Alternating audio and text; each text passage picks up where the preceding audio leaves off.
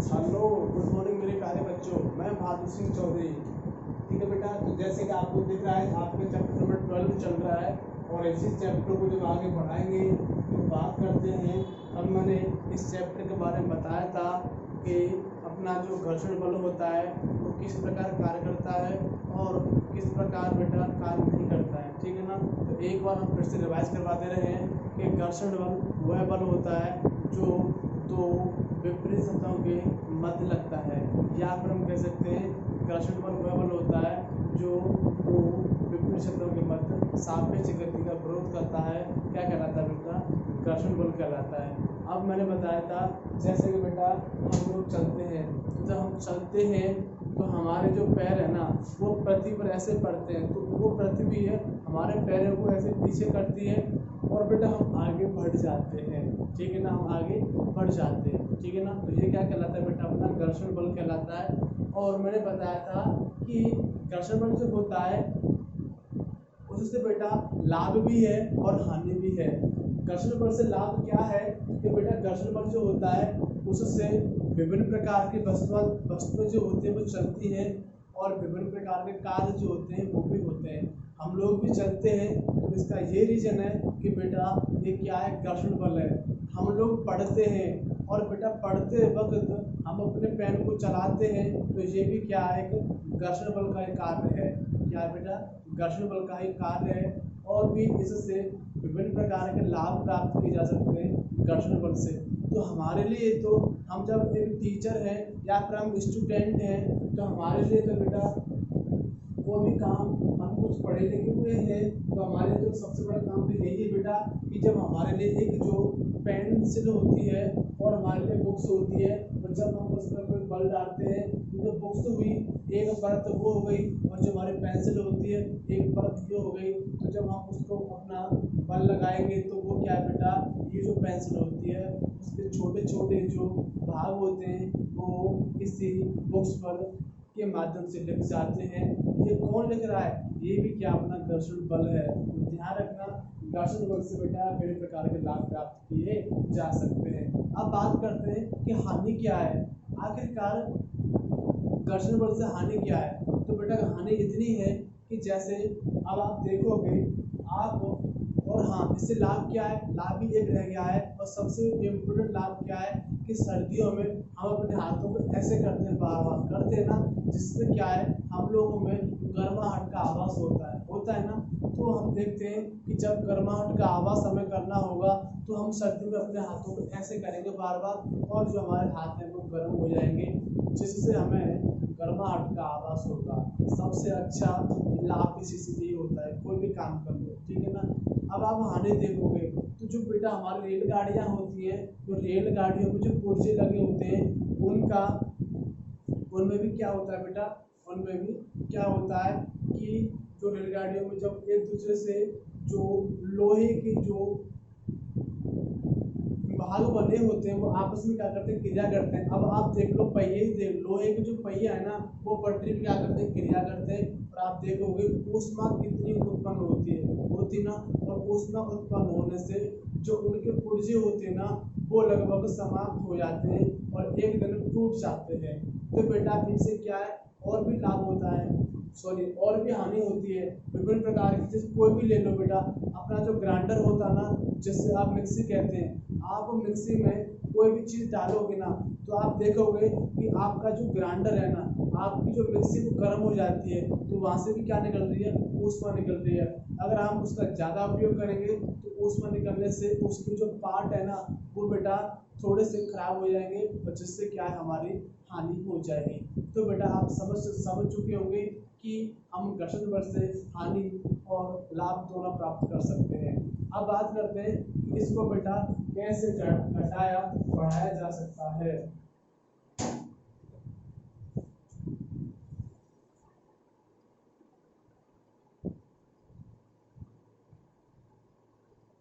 घर्षण बल को कैसे घटाया बढ़ाया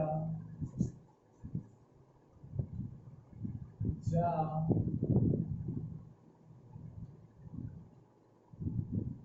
सकता है। ठीक है ना बेटा, तो आप देखोगे कि जो हमारा घर्षण बल होता है ना, उसको हम कैसे बढ़ा सकते हैं। तो सबसे पहले बढ़ाने की बात हम आपसे करें तो जो घर्षण बल है ना बेटा, अगर वो तो एक प्रकार से बढ़ता ही जाता है। वो कैसे? अब कोई भी आप मशीन के पुर्जे ले लो, अगर आप उन मशीन के पुर्जों पर 1-2 साल बाद उनकी रिपेयरिंग नहीं करोगे ना, तो उन पे क्या है बेटा, घर्षण बल अधिक होने से वो पुर्जे टूट जाएंगे। क्या हो जाएंगे?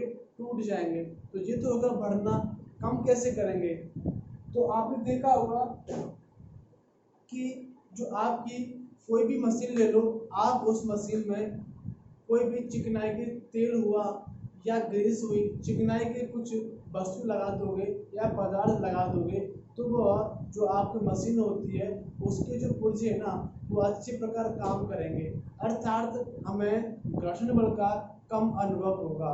जैसे अगर हम रेत में दौड़ते हैं तो, या फिर हम एक जो सड़क बनी होती है उस सड़क पर दौड़ते हैं तो हमें दौड़ने में आसानी होगी। लेकिन अगर वही सड़क किसी चिकने पदार्थ की बनी होती तो क्या हम दौड़ सकते थे? नहीं दौड़ सकते थे ना। क्यों? क्योंकि बेटा वो चिकनी है, और चिकनी होने से क्या है, जो हमारे पैर है ना, उस पर क्या होगा बेटा, फिसलेंगे, जिससे क्या होगा, घर्षण बल कम लगता है। तो यहाँ से लेकर बढ़ने के लिए क्या है, चिकना। तो हम चिकने पदार्थों को डालकर या चिकने पदार्थ लगाकर, जैसे ऑयली तेल हुआ हमारा, ग्रीस हुई, और भी विभिन्न प्रकार के चिकने पदार्थ होते हैं, उनसे अपनी मशीनों में लगाकर उनके पुर्जे को सेव किया जा सकता है। और भी विभिन्न प्रकार के कार्य हैं, जैसे कोई चीज़ ले लो, अपना फैन होता है, फैन अगर आप 1-2 साल उसमें चिकने पदार्थ नहीं डालोगे, उसमें ग्रीस नहीं करोगे, ऑयलिंग नहीं करोगे, तो वो जम जाएगा, और उसकी जो गिरारें होती हैं, पुर्जे होते हैं, वो खराब होकर टूट जाएंगे। अगर आप 1-2 महीने बाद उन पुर्जों में चिकने पदार्थ ग्रीस डालते रहोगे, ऑयलिंग करते रहोगे, तो वो आसानी से उगते रहेंगे। ठीक है ना। आप साइकिल देख लो, अगर आप साइकिल जो हम पैडल चलाते हैं, अब जो उसकी चैन होती है, अगर हम उस चैन में ऑयल नहीं डालेंगे तो हम बहुत अधिक बल लगाना पड़ेगा, जिससे क्या है, साइकिल तब चलेगी। अगर हम उसमें ऑयली पदार्थ डाल देंगे, डालने पर क्या बेटा, वो जो साइकिल होती है वो आसानी से चल सकती है। ठीक है ना। और भी कैसे कम कर सकते हैं, जो हमारे जूते होते हैं, है ना बेटा, उनमें क्या है, खांचे बना के, अर्थात खांचे बना के, उन जूतों में खांचे बना के जो सोल होता है, अगर उसको पहन के हम किसी चिकने उस पर चलेंगे तो हमें घर्षण बल क्या बेटा, अधिक लगेगा। क्या लगेगा? अधिक लगेगा। अगर जो हमारा जूते का जो सोल है ना, वो बिल्कुल चिकना होगा, तो आप जानते हो हमें घर्षण बल कैसा लगेगा, कम लगेगा। ठीक है ना। ऐसे ही जो विभिन्न प्रकार के टायर होते हैं, जो ट्रैक्टर होते हैं, या बड़ी बड़ी मशीन, क्रेन हुई, कुछ भी हुआ, अगर उन टायरों में खांचे नहीं बने होते तो वह जो विभिन्न प्रकार के क्षेत्र होते हैं जहाँ पर पानी भरा होता है, पानी भी तो एक प्रकार का चिकना ही है ना, तो मिट्टी वह चिकनी हो जाती है, तो उसमें से नहीं निकलेंगे। कब? जब उसमें खांचे नहीं बने होंगे। लेकिन जो हमारे ट्रैक्टर होते हैं, बड़े बड़े जो मशीनें होती हैं, उनकी जो टायर होते हैं उनमें खांचे बने होते हैं, और खांचे बनने से क्या है कि हम लोग आसानी से आगे निकाल लेते हैं और उसमें कोई दिक्कत नहीं आती। या फिर हम देखते हैं, हम जब कैरम बोर्ड पे कैरम खेलते हैं तो आप देखते होंगे कि आप लोग या हम ही लोग उस पर क्या है, थोड़ा सा पाउडर डालते हैं। क्या डालते हैं? पाउडर डालते हैं, जिससे क्या है, जो उसकी की है ना, उसकी जो गोटी होती है, उनको जब चलाएं तो हमें चलाने में आसानी हो, हमें कोई दिक्कत नहीं आए। तो बेटा ये आप समझ गए होंगे कि चिकने पदार्थों को डालकर या चिकने वस्तुओं का प्रयोग कर हम घर्षण बल को कम कर सकते हैं। ठीक है बेटा, यहाँ तक आपको समझ में आ गया होगा।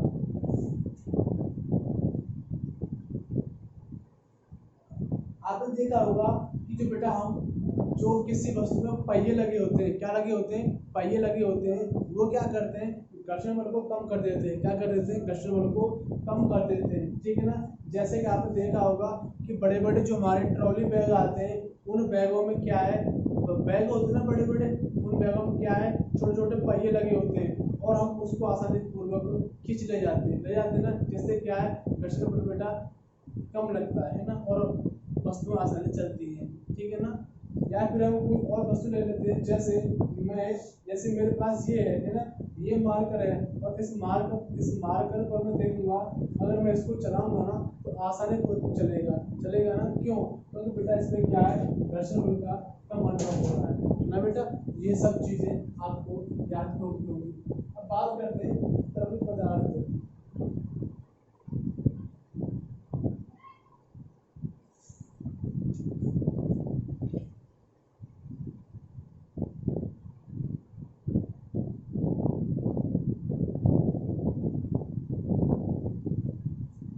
मैं आपको बताऊं बेटा कि हमारे घर्षण बल भी कुछ प्रकार के होते हैं। 3 प्रकार के होते हैं बेटा हमारे घर्षण बल।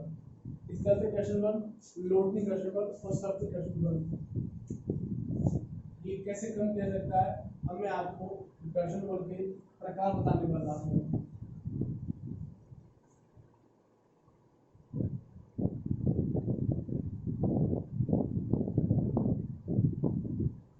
पहला होता है बेटा स्थैतिक घर्षण बल। एक होता है बेटा अपना लोटनी घर्षण बल। एक होता है अपना सतत घर्षण बल।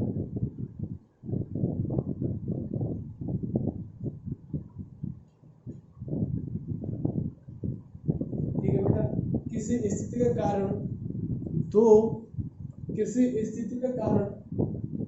दो सतहों के मध्य उत्पन्न हुए बल को क्या कहते हैं? स्थैतिक घर्षण बल कहते हैं बेटा। अब स्थिति के कारण क्या है? जैसे हम लोग जमीन में चलते हैं, है ना, तो ये भी क्या एक स्थिति है ना, क्या है, एक स्थिति है। तो किन्हीं स्थिति के कारण दो सतहों के मध्य लगने वाले बल को क्या कहते हैं बेटा? आप घर्षण बल कहते हैं। उसी प्रकार लोटनी क्या होती है कि किसी पृष्ठ पर अगर हम किसी वस्तु को, अब ये जो बल है ना बेटा, वो क्या है, एक लोटनी बल है।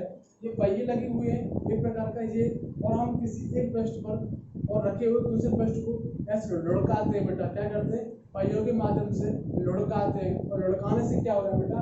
लोटनी घर्षण बल हो रहा है बेटा। कौन सा? लोटनी घर्षण बल उत्पन्न होता है। बात करते हैं सतत घर्षण बल की। तो जब दो वस्तुओं को संपर्क में लाया जाता है, किसको बेटा? दो वस्तुओं को संपर्क में लाया जाता है, तो उन दोनों सतहों के मध्य लगने वाले बल को क्या कहते हैं? आपको सर्पिल घर्षण बल कहते हैं। क्या कहते हैं? सर्पिल घर्षण बल कहते हैं, ठीक है ना बेटा। तो मैंने आपको घर्षण बल के 3 प्रकार बता दिए। तो पहला प्रकार है स्थैतिक घर्षण बल। तो किसी स्थिति के कारण उत्पन्न हुए बल को क्या कहते हैं? स्थैतिक घर्षण बल कहते हैं। लोटनी घर्षण बल, अगर किसी एक पृष्ठ पर दूसरे पृष्ठ को, किसी एक वस्तु के पृष्ठ पर दूसरे वस्तु के पृष्ठ को लौटाते हैं तो क्या कहते हैं? उसको बेटा जो गति का विरोध उसे लोटनी घर्षण बल कहते हैं। सर्पिल आप जानते हो, तो उसको भी संपर्क करने पर जो बल उत्पन्न होता है उसे क्या कहते हैं? सर्पिल घर्षण बल। जैसे बेटा मैं इस वस्तु ऐसे क्या कर रहा हूँ, स्पर्श हो रही है ना, एक वस्तु ये रही, एक ये रही, इन दोनों को मैं ऐसे खींच के लेके आ रहा हूँ, ठीक है ना। तो ये क्या होगा? अपना सर्पिल घर्षण बल होगा। जैसे एक वस्तु यहाँ रखी है और इस वस्तु को ऐसे लेके आ रहा हूँ, तो ये क्या बेटा? इन दोनों के बीच जो गति का विरोध कर रहा होगा उसे क्या बोलेंगे? हम सर्पिल घर्षण बल बोलेंगे, ठीक है ना। अब एक आपका लास्ट टॉपिक रहेगा है, वो टॉपिक है तरल घर्षण बेटा। क्या है? तरल घर्षण।